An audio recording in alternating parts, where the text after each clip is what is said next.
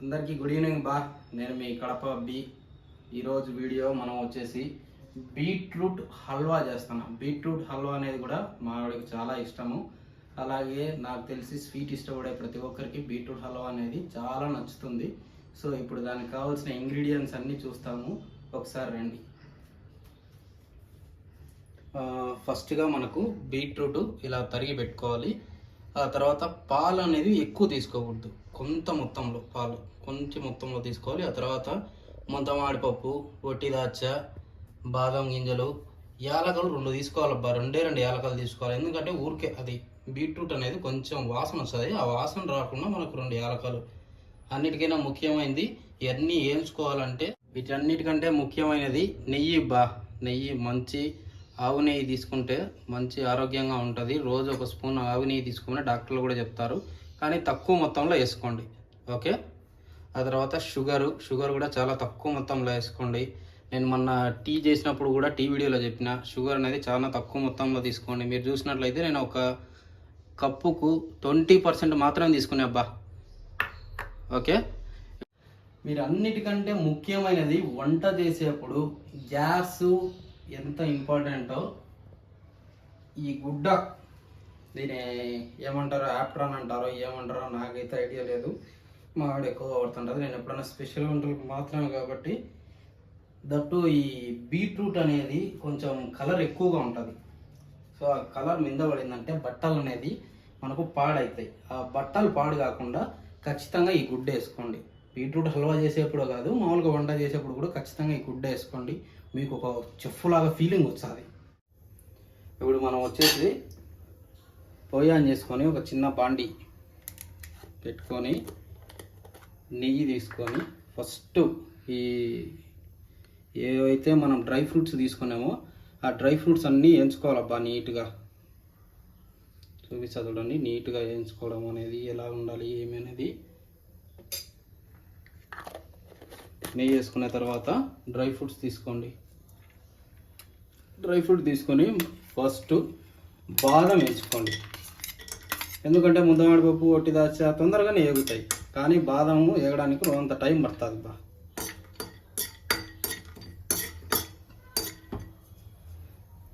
మంట పెట్టుకొని ఇట్లా బాగా గోల్డెన్ కలర్, అదే బంగారు కలర్ వచ్చేంత వరకు బాగా వేయించుకోరి. నిదానంగా వేయించుకోండి. మంట ఎక్కువ పెట్టుకోకరి. మంట ఎక్కువ పెట్టుకున్నాం అనుకో మాడిపోతుంది. లేదా మీరు చిన్న మంట మీదనే చేసుకుంటున్నాం లేనా మేమంటే చిన్న మంట మీదనే చేసుకోండి.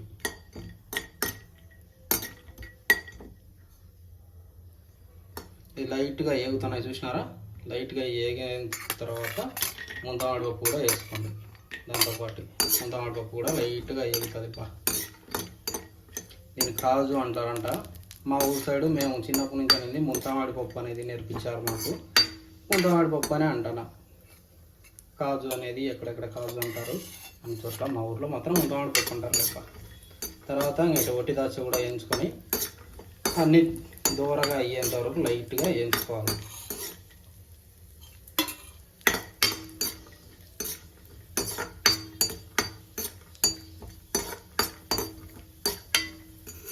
చూసినారు కదబ్బా. ఈ కలర్ వస్తే చాలు మనకు, ఎక్కువ వద్దు.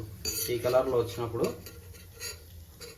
అన్నీ మళ్ళా ఏ గిన్నెలో నుంచి అయితే కింద నూనెలో వేయించినారో మళ్ళీ వెనక్కి అది ఏ గిన్నెలోకి తీసుకోవాలబ్బా. చాలా పెంచాలంటే మాడిపోతాయి. మాడిపోయినంటే మాడవలసిన వస్తుంది. తీసుకొని మళ్ళీ యథావిధిగా దాంట్లో స్థానంలో దాంట్లో పెట్టేస్తున్నాము. ఇప్పుడు మెయిన్ కోర్స్ బీట్రూట్ ఇంత తురిమి పెట్టుకోండి. కొంతమంది మిక్సీ ఆడించుకుంటారు, కొంతమంది తురుముకుంటారు.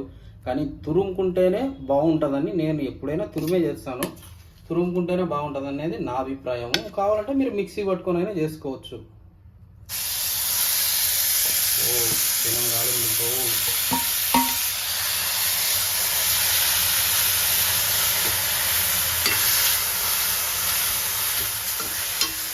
సిమ్లోనే పెట్టుకోవాలా. ముఖ్యమైన విషయము సిమ్లోనే ఉండాలి. సిమ్లో పెట్టుకొని ఈ గిన్నె అనేది ఇంకా పనికిరాదు, దీన్ని పక్కన పడేసుకోండి.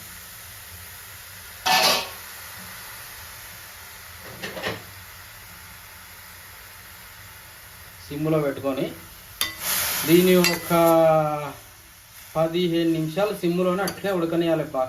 ఎందుకంటే ఇది సిమ్లోనే ఉడుకుతుందంటే మీరు దీనిలోకి మళ్ళీ నీళ్ళు పాలు ఇప్పుడే ఏం పోయాల్సిన అవసరం లేదబ్బా. దీంట్లో నుంచి నీళ్లు ఊరుతాయి. ఆ ఊరి నీళ్ళతోనే అది ఒక 10 నిమిషాల వరకు సిమ్లోనే పెట్టాలి. పెద్ద మంట పెడితే మళ్ళీ మీకు మాడిపోతుంది. ఒక 10 నిమిషాల వరకు అట్లా తిప్పుకుంటా అప్పుడప్పుడు గిన్నె తీసి మూత తీసి చూసుకుంటా ఒక 15 నిమిషాలు అట్నే మగ్గనియాల. బాగా మగ్గనిచ్చినారు అనుకోండి, మీరు అట్లా నోట్లో పెట్టుకుంటానే కరిగిపోయే హల్వా తయారవుతుంది. ఒక 15 నిమిషాలు ఇట్లా బాగా మగ్గిన తర్వాత చిన్న పాలు కూడా ఎక్కువ తీసుకోకూడదు. బీట్రూట్లో మామూలుగా చాలామంది పాలు వేసుకోకుండా కూడా చేస్తారు. ఏమంటే నేను కొన్ని పాలు యాడ్ చేస్తాను. పాలు యాడ్ చేస్తే కొంచెం టేస్ట్ బాగుంటుంది. ఎక్కువ వద్దు, ఒక చిన్న గ్లాసు, ఈ వీడియోలో చూపించినంత గ్లాసు కాదు, ఇది చాలా చిన్నది, అంతే ఒక 60 ml ఉంటుంది.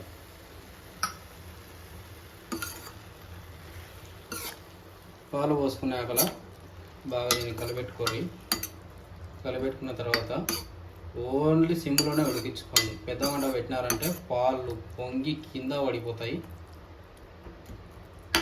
సిమ్లోనే ఉడికించుకోరి. మళ్ళీ దీన్ని మూత పెట్టుకోరి. ఒక 5 నిమిషాలు, ఎక్కువసేపు అవసరం లేదు. ఆల్రెడీ బాగా మగ్గింది, బీట్రూట్ అంతా తురిమింది, బాగా మగ్గింది. నోట్లోకి పెట్టుకుంటే కరిగిపోయేటట్టు ఉంటుంది. ఇప్పుడు మూత పెట్టుకొని ఒక 5 నిమిషాలు బాగా ఉడకనియండి. కానీ అట్లనే మూత పెట్టినారు అనుకోండి పొంగిపోతుంది. మనం ఇది చూసుకుంటూ ఉండాలి. అంతా పొగ గమ్ముకుంటుంది అనుకోండి, టక్కని ఇట్లా మూత తీసుకోవాలి. ఎక్కువసేపు వద్దు, ఊరికట ఒక ప్రతి 2 సెకండ్లకు 3 సెకండ్లకు అట్లా తీసుకొని ఓపెన్ చేసి స్విచ్ అండాలి. ఒక 5 నిమిషాలు 7 నిమిషాలు మగ్గిన తర్వాత ఇట్లా మంచి వాసన వస్తుంటుంది.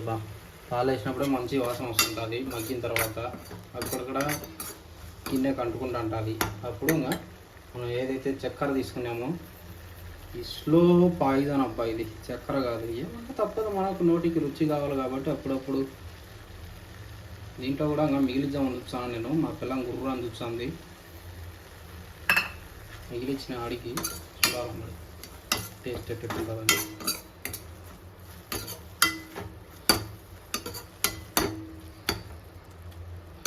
కలుపుకోవాలి. కొంచెం వేసుకుందాంపా, చాలేబ్బా. ఎక్కువ షుగర్ తినొద్దని నేనే ఎక్కువ షుగర్ వేసే బాగుండదు. షుగర్ వేసిన తర్వాత కూడా ఒక 2 నిమిషాలు, ఎక్కువసేపు పెట్టాకర్రీ 2 నిమిషాలు మూత పెట్టి మీడియం ఫ్లేమ్లో అట్టా ఉడికించుకోవాలి. ఒక 2-3 నిమిషాలు అయింది లేబ్బా, 2-3 నిమిషాలు అయింది. చక్కెర కూడా అంతా బాగా నీట్గా కరిగిపోయింది. మంచి కలర్ కూడా వచ్చింది, మంచి వాసన కూడా వస్తుంది.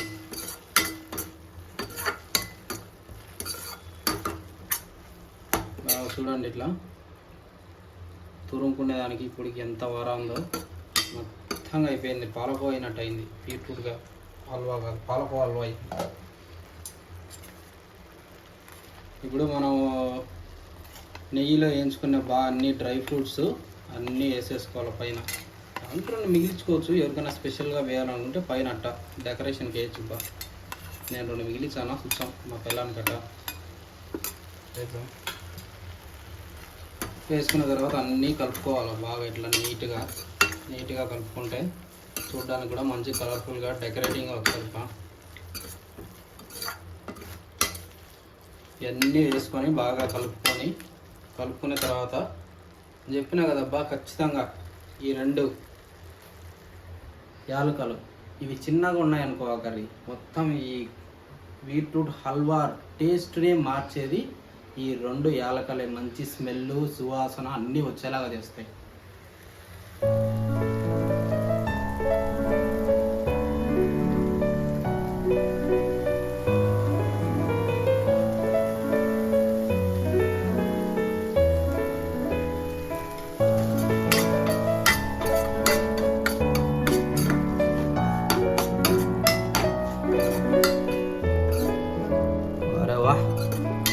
సువాసన వస్తుందబ్బా, కలిపి పెట్టుకొని మంచి సువాసన వస్తుంది. అయిపోయిందబ్బా, రెడీగా మా పిల్లలు ఆల్రెడీ తెచ్చుకునిందబ్బా. సర్వ్ చేసుకొని సర్వింగ్ బౌల్లో నాకు పెట్టు బా, అయిపోతానే నేను తినాల ముందని చెప్తాంది. వేడిగా మా పిల్లలకి సర్వ్ చేస్తాను.